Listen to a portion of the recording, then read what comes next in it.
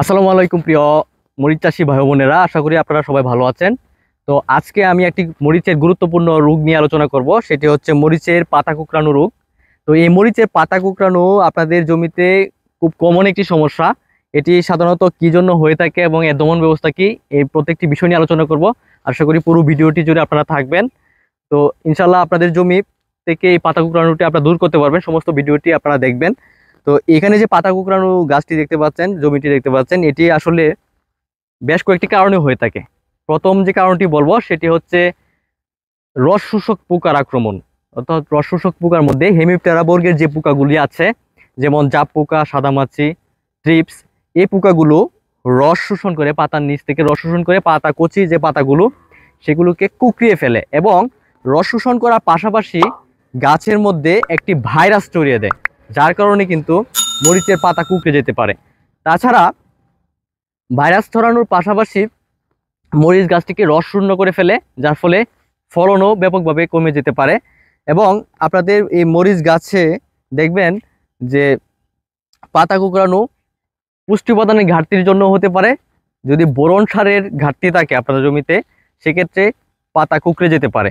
তো আপনারা যদি বোরন সারের ঘাটতি থাকে, সেক্ষেত্রে আপনাদের জমিতে বোরন সার স্প্রে করে দিবেন। সলুবর বোরন পাওয়া যায়, সেটি স্প্রে করে দিলে মরিচের পাতা কুঁকড়ানো বন্ধ থাকবে, মরিচের পাতা কুঁকড়ানো ভালো হয়ে যাবে। এছাড়াও আরেকটি কারণে মরিচের পাতা কুঁকড়ে যেতে পারে, সেটি হচ্ছে পাতা নিচের দিকে কুঁকড়ে যাচ্ছে, এরকম যদি দেখতে পান। আসলে মরিচের জমিতে পাতা কুঁকড়ানো দুই রকম দেখতে পাওয়া যায়। একটি হচ্ছে পাতা নিচের দিকে কুঁকড়ে যেতে থাকে, আরেকটি হচ্ছে পাতা উপরের দিকে কুঁকড়ে যেতে থাকে। যদি পাতা নিচের দিকে কুঁকড়ে যায় তাহলে অবশ্যই বুঝে নেবেন এটি অবশ্যই মাকড়ের আক্রমণের কারণে হয়েছে। পাতা নিচের দিকে যদি ফোল্ডিং অবস্থায় থাকে, কুঁকড়ানো থাকে, তাহলে আপনারা নিচের দিকে দেখবেন লাল অথবা সাদা মাকড় থাকে। সেই মাকড় কিন্তু একদম এক ধরনের ক্ষুদ্র মাকড়, এই মাকড় কিন্তু পাতা নিচের দিকে কুঁকড়ে ফেলে। সেক্ষেত্রে আপনারা মাকড়নাশক হিসেবে অ্যাবামেকটিন গ্রুপের মাকড়নাশক আপনারা যদি প্রতি সপ্তাহে একবার স্প্রে করে রাখেন জমিতে, সেক্ষেত্রেও কিন্তু এরকম পাতা কুঁকড়ানোগুলো বন্ধ থাকবে। এছাড়া আপনারা দেখবেন যে এই পাতা কুঁকড়ানো যদি একবার হয়ে যায় জমিতে, সেক্ষেত্রে যে পাতাগুলো কুঁকড়িয়েছে সেগুলো কিন্তু ভালো হতে চায় না। সেক্ষেত্রে আপনাদের করণীয় হবে যে পাতাগুলো কুঁকড়ানো সেই ডালগুলো কেচি দিয়ে কেটে দেওয়া, কেচি দিয়ে কেটে জমি থেকে অন্যত্র সরিয়ে ফেলা, এবং কেচি দিয়ে কেটে ফেলার পর একটি ছত্রাকনাশক ব্যবহার করবেন, যেমন টিল্ট অথবা বেনকোজেব প্লাস কার্বেন্ডাজিম গ্রুপের অথবা কার্বেন্ডাজিম গ্রুপের যে কোনো ছত্রাকনাশক আপনারা সমস্ত জমিতে স্প্রে করে দিবেন। স্প্রে করে দেওয়ার পর আপনারা সমস্ত জমিতে গাছের গোড়ার দিকে এমওপি এবং ডিএপি সার মিক্স করে গাছের গোড়ার চারপাশে দিয়ে দিবেন। তাহলে নতুন করে কুশি গজাবে, এবং নতুন করে কুশি গজালে সেই কুশিগুলো সুস্থ, আগের মতো সুস্থ থাকবে। হেমিপ্টেরা বর্গের যে পোকাগুলি আছে, রসশোষক পোকা, এই রসশোষক পোকা দমনের জন্য আপনারা ইমিডাক্লোরোপিড গ্রুপের কীটনাশক পুরো জমিতে স্প্রে করে রাখবেন প্রতি সপ্তাহে একবার করে।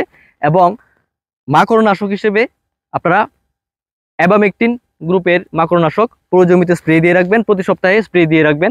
সেক্ষেত্রে কিন্তু এই যে নতুন যে কুশিগুলো বের হবে, সেই কুশিগুলো কিন্তু সুস্থ সবল এবং ভালো ফলন দিবে। এক্ষেত্রে কিন্তু আপনারা মরিচ জমিকে এভাবে সুস্থ রাখতে পারবেন। এছাড়া অন্য কোনো আর ওয়ে নেই যে জমিকে আপনারা সুস্থ রাখার। যে পাতাগুলো কুঁকড়িয়েছে সেগুলো ভালো হবে না, কিন্তু সেগুলো কিন্তু কেটে জমি থেকে যদি সরিয়ে ফেলেন, তাহলে এই মরিচের যে লিফ কার্ল রোগটি হয়ে থাকে, পাতা কুঁকড়ানো যে রোগটি হয়ে থাকে, এই পাতা কুঁকড়ানো দমন করে রাখতে পারবেন। এই রসশোষক পোকা দমন থাকবে এবং মাকড় দমন থাকবে। এবং পুষ্টি উপাদান ঘাটতি যদি থাকে আপনার জমিতে, তো সলুবর বোরন স্প্রে করে রাখবেন।